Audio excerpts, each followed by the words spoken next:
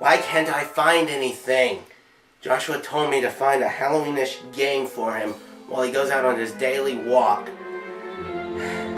This is tougher than it looks. Why am I saying this out loud? Sid! Josh, what happened? Look what I found.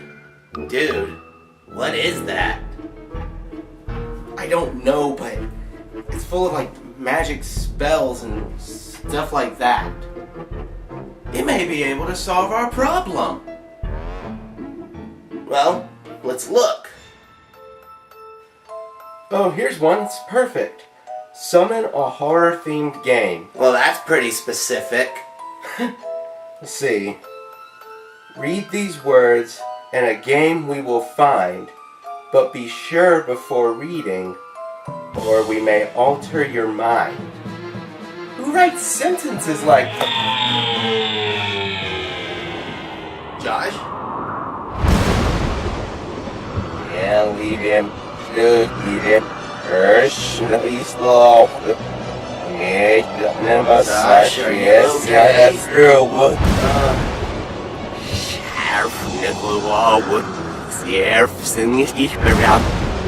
Josh?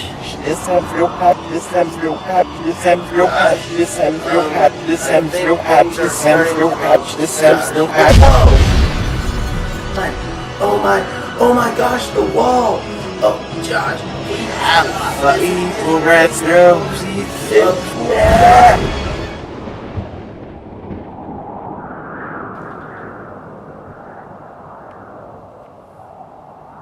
Josh, are you okay? It worked.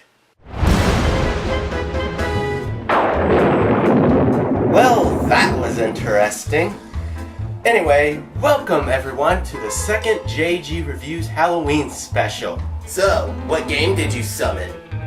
It appears I summoned Muppet Adventure Chaos at the Carnival for the NES. Another Muppets game? I know.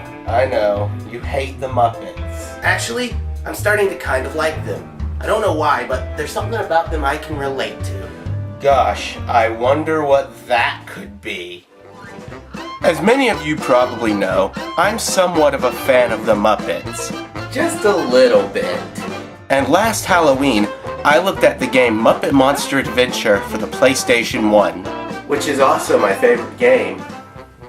Chaos at the Carnival was published by High Tech Expressions, who released other games like The Hunt for Red October, Mickey's Ultimate Challenge, and even Mega Man for the PC.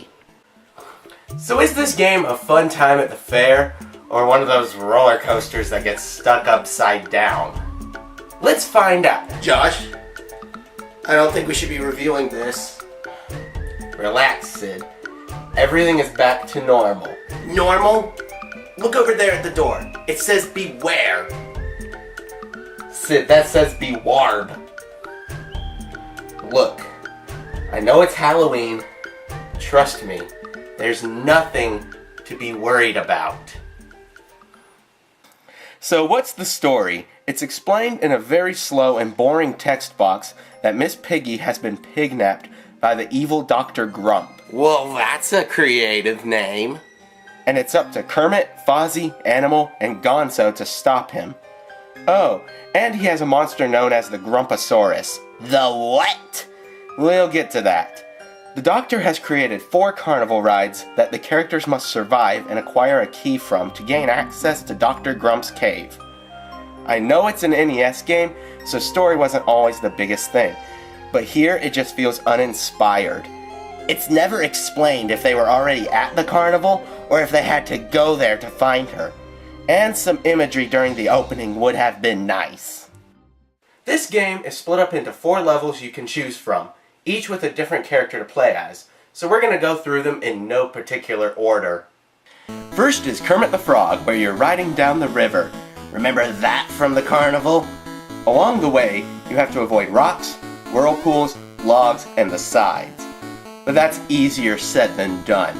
The placement of the obstacles is absolutely ridiculous, which leads to a lot of cheap deaths. Like this one, and this one, and this one. The main problem is you can get stuck easily, and this one. The whirlpools are completely unpredictable. Sometimes you can pass through just fine, but sometimes it just slams you into the wall until you die. There's also I don't even know what that is, but it's a one-hit kill. Thankfully though, there are a lot of health power-ups and a good amount of lives. And the level isn't too long. Josh, I know you said I shouldn't worry about anything, but I think we're being watched. What? Oh no. What are you two doing here? We entered a contest. Yeah, we lost. Why does JG Reviews need to have a Halloween special? I don't know. Looking at their faces, you'd think every episode was a Halloween special. Thank you. Anyway, second is Fozzie Bear in the Amazing Maze, which is made entirely of ice cream cone. And that's not the weirdest part. You have to collect the same 3 items on each level: a bow tie, a present, and then another bow tie. While you're doing that, you also have to avoid these rats. Sid, those aren't rats. They're actually supposed to be dogs. It says so on the back of the box. How the hell is that a dog? I don't know. But you also have to avoid these killer candy canes. The location of the items is random, and occasionally they'll be placed at a dead end, so you're probably going to take a hit. But that's only one of its problems. When you're walking, you can't turn unless there's a path in that direction, so it's difficult to aim your weapons. Plus they arc, which makes it harder. But the main problem is the length. This level is way too long and gets repetitive very quickly. Thankfully, because there aren't a lot of obstacles, you won't lose a lot of lives. You know, there's nothing like good comedy. Yeah, too bad you won't find any here. Are we being punished? Yep. Third up is Animal on the bumper cars. The back of the box says that Animal will drive you crazy. And they weren't kidding. A lot of people complain about driving controls in NES games, but Muppet Adventure has some of the worst. It's extremely tough to turn, and it seems like you're always either going at an upwards or downwards angle. Unless you just barely tap the accelerate, you'll go flying, which can send you to your death. You have to avoid bombs and try not to get bounced by springs or slide in the oil. Something I forgot to mention for the other levels is you get recovery time after a hit. This level does not have that, so a single set of bombs can drop you down to 1 health. Most of the obstacles are done in patterns, but it's hard to predict what'll come next. The best way to handle it is like Sid said. Just tap the accelerate and move slowly through them, which makes it take longer, and like the maze, it goes on forever. I honestly can't find anything good to say about this one. Expect to lose a lot of lives here. Do you enjoy Joshua's singing? Well, I'd like to hear him sing solo. Solo? Yeah, solo we can't hear him. I'm starting to enjoy this. Shut up, Sid. Finally, we have the Great Gonzo in a ship flying through space. Fun fact, this game came out 9 years before Gonzo was confirmed to be an alien in Muppets from Space. I hope this isn't where they got the idea. Now, the gameplay style for this is a mix of something like R-Type and Asteroids, which sounds like a neat concept, but it has the obstacles of a bullet hell. The controls here are somehow worse than the bumper cars. You're always moving, and it's hard to point your ship in the direction of the enemies. Speaking of enemies, you have meteors, aliens, and occasionally this thing that will fly by and shoot at you. Oh, and you can accidentally shoot the power-ups. Out of all the levels, this is the worst, which really sucks because Gonzo is my favorite Muppet. You can die way too easily because you have no recovery time. Its length is unbearable, and it's here where you'll likely get a game over. That's something I should have mentioned at the beginning. You start with 10 lives, and if you lose all of them, it's a game over and you have to go back to the start.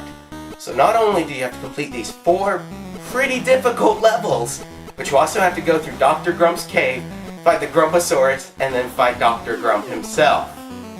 Also, whatever you do, never press the select button. If you press the select button, you go back to the menu and you lose all of your progress on that level. By the way, the final bosses, absolute pushover, just pathetic. And it all leads to one screen. I don't know what to say. Chaos at the Carnival is just a mess of a game, and it's nearly impossible to beat. And as a Muppet fan, it hurts me to play it. Let's just move on to the presentation. Let's look at the character designs. Kermit looks alright. The way he paddles is a bit odd, but nothing terrible. Fozzie? Again, not great, but good enough. You can tell who it is. Animal just looks like a red blob. Guess that works. Now, Gonzo, he looks kind of awful. Why is he purple? Was blue not available at the time? It doesn't even look like Gonzo. He looks kind of like... Shut up, Sid. And Miss Piggy? No comment. The designs for Dr. Grump and the Grumposaurus are very dull, but with such a generic name, I'm not surprised. The levels also feel very boring. Now, as for the music, this is some of the most annoying music I've heard in an NES game. It lasts for about 10 seconds and then just repeats. You'll want to shut it off. Overall, the presentation for this game, some of the characters look good, some of them look bad. The music is just irritating. Ugh. Wow, that game looks terrible. Yeah, good thing we aren't playing it. So, with all of those good things we said, what do we think of Muppet Adventure Chaos at the Carnival? First, I want to explain why this game fails on the Muppet side. Not blaming the game, but the system's limitations. It would be tough to capture the Muppet style without any audio or visual gags that they're known for. The NES could do sound, but not a lot of it, and with the graphical capabilities, there wasn't a lot of room to just add in the tiny little references, which is what Muppet Monster Adventure embraced throughout with things like the chicken launcher. They worked closely with the people that made the Muppets, which is why it feels so true to what they are. With Chaos at the Carnival, it feels like they just took the Muppet names and likenesses and just crammed them into a terrible game that could have easily been replaced with any other license, which is really a shame. Now for the game, ignoring everything Muppets. This is just one of the worst games I've ever played. The controls are just extremely loose. The graphics, music, and story are uninspired. The levels are too long, and because of the unpredictable enemy placement and level layouts, this is one of the toughest games I've reviewed on this show. And that's saying something.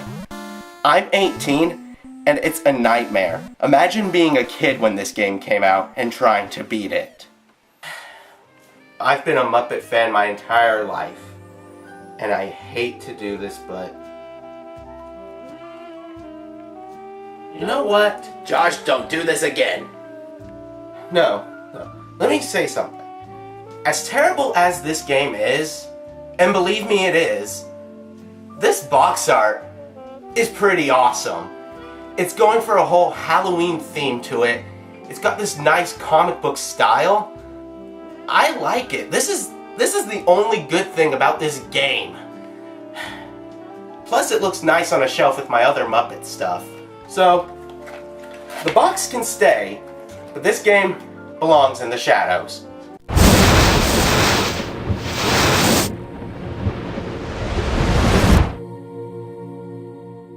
So we've come to the end of another episode, but before we go, I'd just like to point out that there was also a version of this game made for the Commodore 64, and it was too.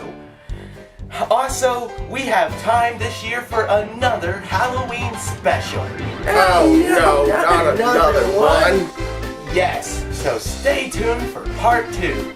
I'm Joshua Gillespie. And I'm Sid. And we'll see you all again next time on JG Review. Yay!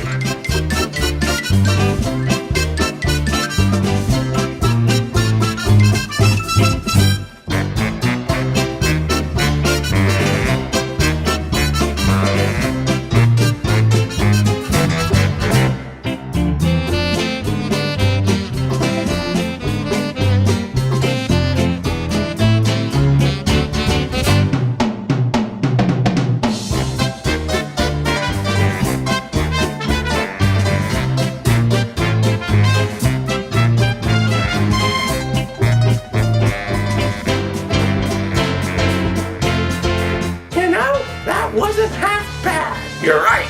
It was all bad.